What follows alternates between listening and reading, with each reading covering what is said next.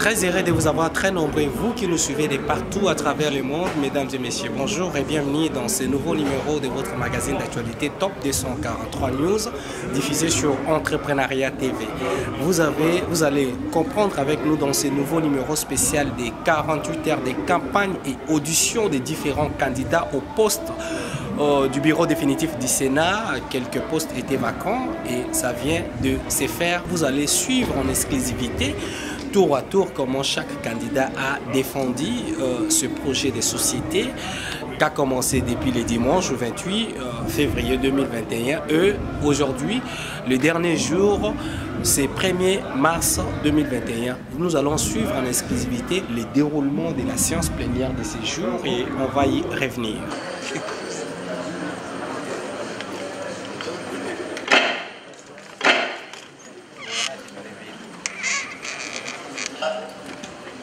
Au bureau définitif du Sénat.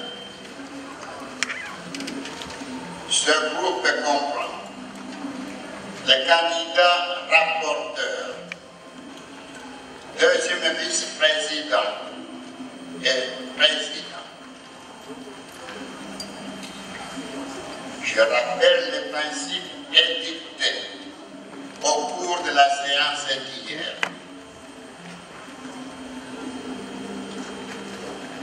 Pour les membres de l'Assemblée plénière, pas d'acclamation, pas de cri d'approuvement, propose le remplacement à la page 3, 5e paragraphe, des termes bureau déchu par bureau de missionnaire, étant donné que les 6 membres avaient démissionné.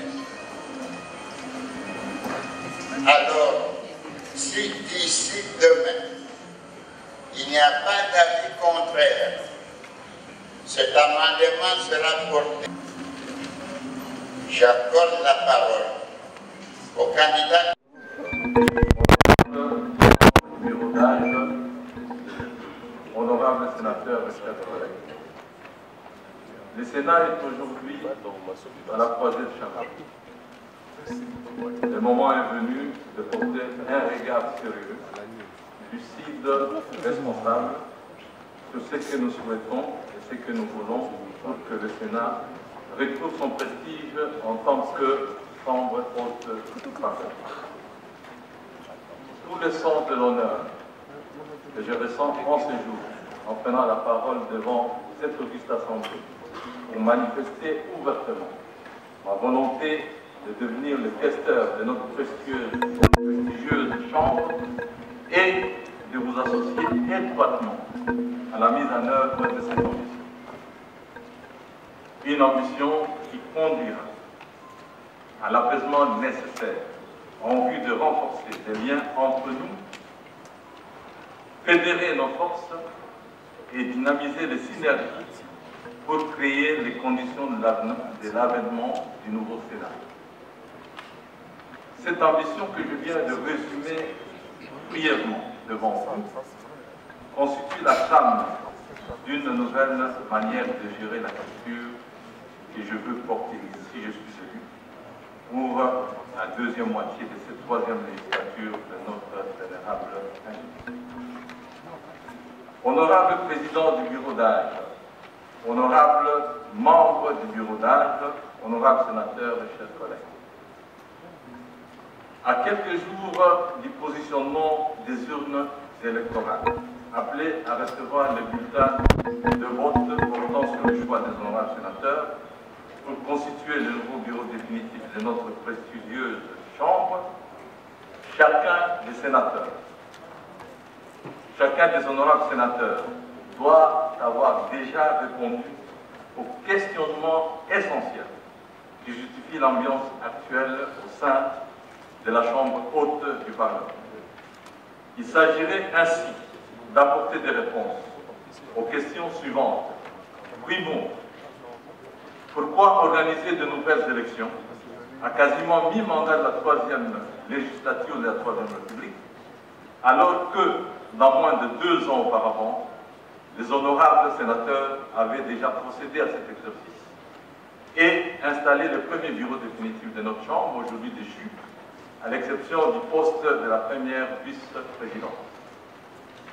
Secondo, pourquoi une pétition initiée par une soixantaine de sénateurs avait-elle emballé toute la plénière du 23 janvier 2021 au point d'obtenir l'adhésion de quasiment tous les honorables sénateurs qui composent notre Chambre, tout en suscitant l'intéressement d'autres organes de contrôle de gestion de notre pays dans les affaires touchant la dotation allouée à notre Chambre. Tertio, est-ce à dire que tous les membres du bureau mis en cause sont directement concernés par les griefs leur adressés dans les suffisantes pétitions au point d'en arriver à leur échéance?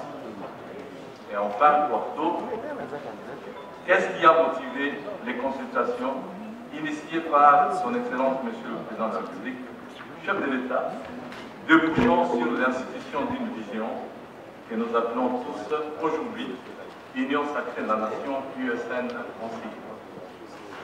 Les réponses apportées à toutes ces préoccupations devraient justifier non seulement les élections prévues par notre Chambre le mardi 2 mars 2021, mais aussi le bien fondé de ma présence devant l'auguste Assemblée pour présenter ma candidature au poste de questeur. Honorable Président du Bureau d'âge, honorables membres du Bureau d'âge, honorables sénateurs et chers collègues, sans fausse modestie et eu égard à mes petites expériences, mon expertise, capacité intellectuelle et peut-être un minimum de sagesse, j'ai estimé utile de solliciter vos consentements pour faire partie du nouveau bureau appelé à conduire les affaires de notre Chambre durant le reste de cette législature. Équipe qui devra précisément refléter une image bien différente de celle de l'équipe précédente et donner réellement un signal fort à l'opinion tant nationale qu'internationale de changements qualitatifs, et c'est dans sa composition, sa gestion et son comportement quant à l'utilisation des ressources publiques.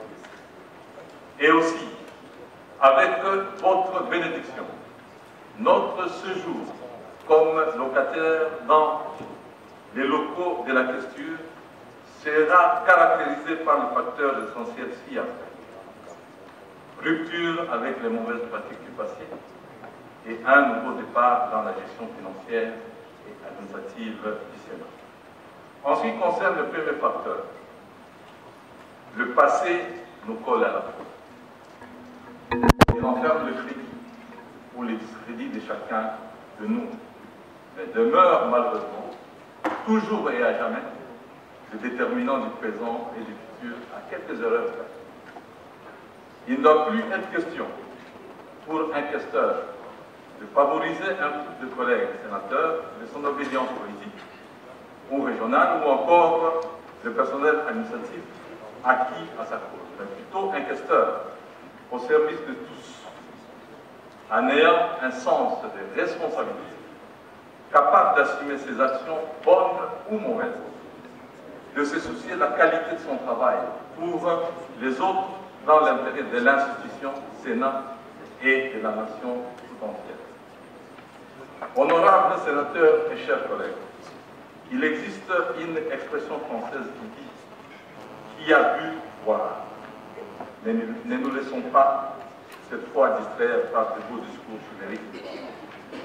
Le passé de chacun de nous devrait constituer la boussole de nos choix, donc de notre vote. Car, dit-on, ne dit-on pas, qui sait le passé peut conjecturer l'avenir. Pour ce qui est du second facteur, et ce, dans la transparence, l'orthodoxie financière, l'humilité, les cultes de reddition des comptes en permanence, la bonne collaboration en vue d'assurer le confort fonctionnel et opérationnel des honorables sénateurs, du personnel administratif et de tous ceux qui dépendent du Sénat, si j'obtiens votre confiance, il devra être question notamment d'assurer ce qui suit.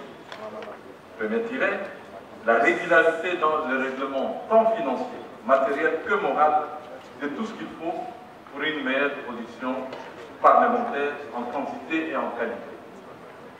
Et l'implication, comme deuxième tiret, de l'Assemblée plénière dans la gestion des ressources publiques par l'instauration ex-ante d'une structure de validation de la dotation dédiée à notre chambre, à la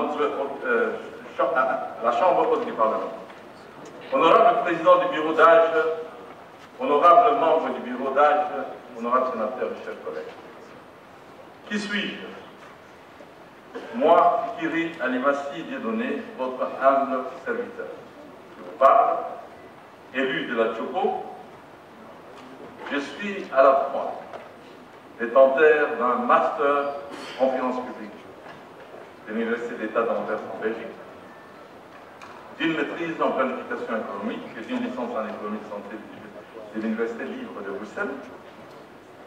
Je suis également détenteur d'un certificat post-universitaire en économie appliquée de l'Institut d'administration et de gestion de l'Université catholique de Louvain-la-Neuve, donc IAG en cycle.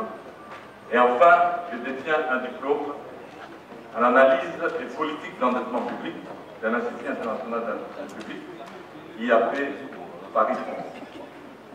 Comme formation professionnelle, je dispose d'un diplôme du Fonds monétaire international en analyse, élaboration et conduite de la politique monétaire du Centre africain d'études monétaires, KM en cycle, à Dakar, au Sénégal.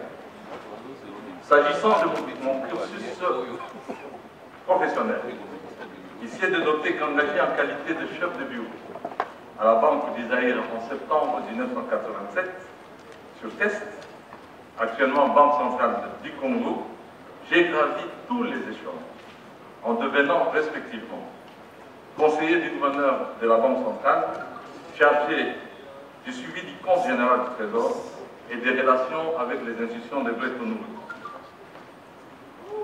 Par la suite, j'ai été directeur des études de recherche et statistiques économiques pendant 6 ans. Et en cette qualité, j'ai eu d'abord à assumer la fonction de gouverneur suppléant de la République démocratique du Congo aux assemblées annuelles du Fonds monétaire, de la Banque mondiale et de la Banque africaine de développement. Et puis, j'ai eu à présider à la destinée du comité d'experts du gouvernement de la République démocratique du Congo, appelé à négocier le programme intérimaire renforcé, qu'on a appelé le PIR, et qui a permis la stabilisation du cadre macroéconomique depuis 2001.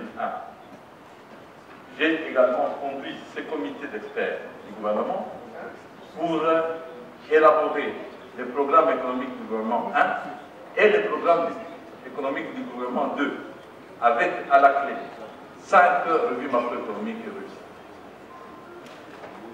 Par la suite, je suis devenu directeur de la trésorerie générale que je dirigeais pendant près de 6 ans. Et enfin, j'ai été directeur de la Banque centrale dans notre province de la Tchopo, à l'époque province orientale, pour finir directeur général de l'hôtel de Montréal. Il m'a également été donné, honorable sénateur, chers collègues, l'occasion de bénéficier du détachement auprès des services publics.